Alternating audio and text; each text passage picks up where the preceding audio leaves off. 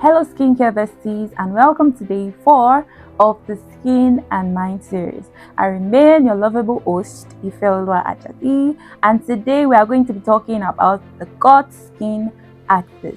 Now don't forget, on day 1, we mentioned the gut-skin connection, the gut-brain connection and the brain-skin connection. So today we are going to be diving fully into the gut-skin axis or the gut-skin connection. Now it's a two-way connection between the gut microbiome and the skin.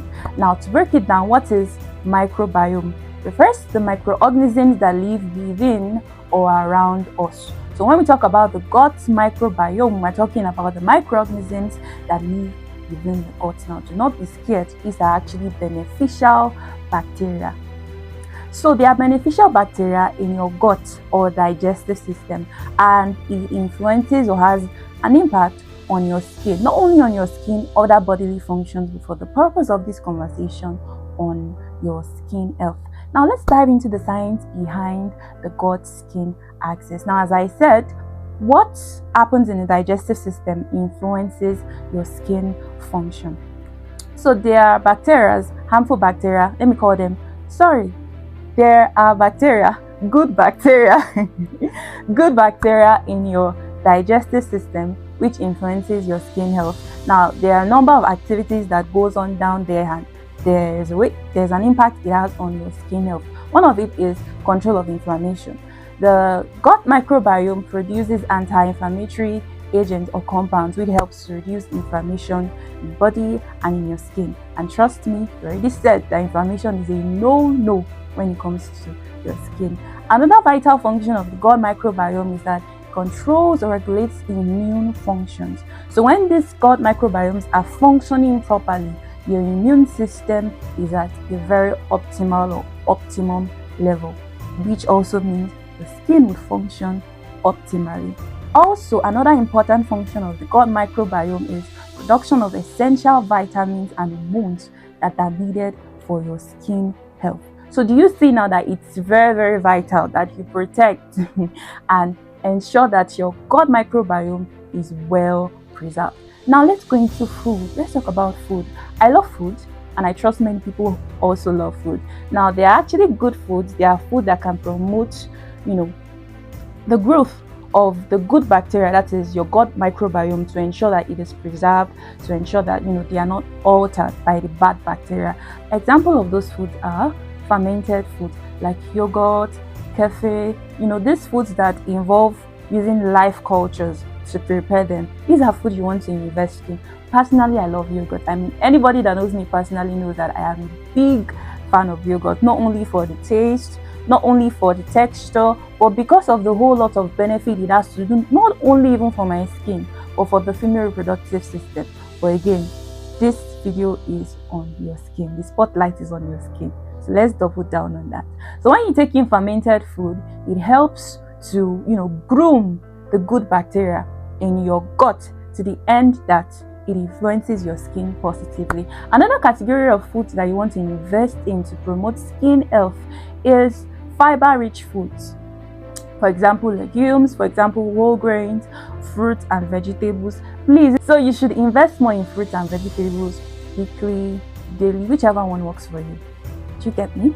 Alright, so the last category of foods that are very essential for your gut. Another category of food you want to invest in are food rich in omega-3. Omega-3, it is the tea for a good skin. Why? Because omega-3 contains healthy fats that are needed for proper skin function.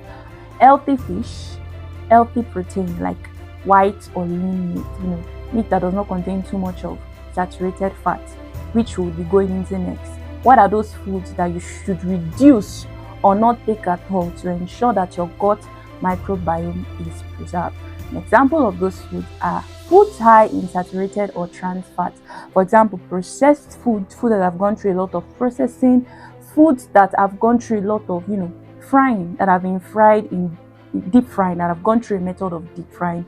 For example, chicken that has been fried, red meat that has been fried, sausages. This food contain a lot of saturated fats. You want to diet. I know many people cannot do without it. It's fine, you can eat it. but you want to dial down on it. That example of food, category of food that you should not eat too much or that you should try to reduce at all costs are food high in sugars, food high in preservatives, because these ingredients or these artificial ingredients will not do well for your gut microbiome. It will deplete your gut microbiome, which will influence negatively your skin health. So that's all about food for this series. Another aspect I want to talk about is supplements. In our world today, sometimes we might not be able to get access to some of these foods. For example, fruits and vegetables. I mean, depending on your area, you might not get access to them, or you might not get access to the quality that you want to get access to. So this is where supplements come into play. Now, here I'll be focusing mainly on omega-3 supplements for your skin health. Why? Because it is easily accessible. Now, there's what we call probiotics and prebiotics. Probiotics are live microorganisms that are present in foods like fermented foods like yogurt and kefir, which when you take in, it will supply the live microorganisms that you need in your gut.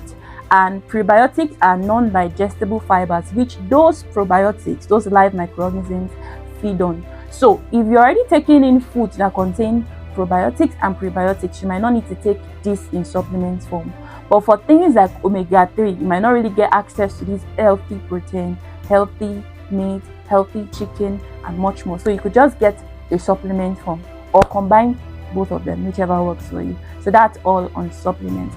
And then how do you start? How do you incorporate all what I've said into your daily routine? As I always say, since the past three days, ensure you start small. It could be something as, okay, I'll start this week. I'll get maybe a bowl of fruits each week, beginning of each week. It could be on a Sunday, it could be on a Monday. And then, just spread it out through the week. Just be intentional about it. Start small and then ensure that it grows into a habit whereby, okay, every week I must buy fruit. Or it could be something small as, instead of buying puff puff, I'll buy watermelon. Instead of buying chicken for today, I'll just invest in pineapple or other vegetables and fruits and very much more. And then ensure you are consistent. Whatever you do consistently is what grows. It will not do well that, oh, you took omega-3 today, the next time you take omega-3 is in the next 3 months. No, don't play. So ensure that it's something that is consistent, and you don't have to crash your diet at once. Oh, I'll block out anything called chicken, I'll block out anything called sausages. No, if you already take sausages maybe 3 times in a week or 5 times in a week, you could just say, okay, let me start by just remove one of those days and then replace it with a fruit or a vegetable, something else. So just ensure you are doing something that can be sustained, and then you build it up as time goes by. That's all on today's episode of Skin and Mind series, looking at gut skin axis. And I am very curious to know which of these tips, which of these foods are you willing to start with. I love to hear your responses in the comment section below. That is all for today. See you on day 5. Bye for now.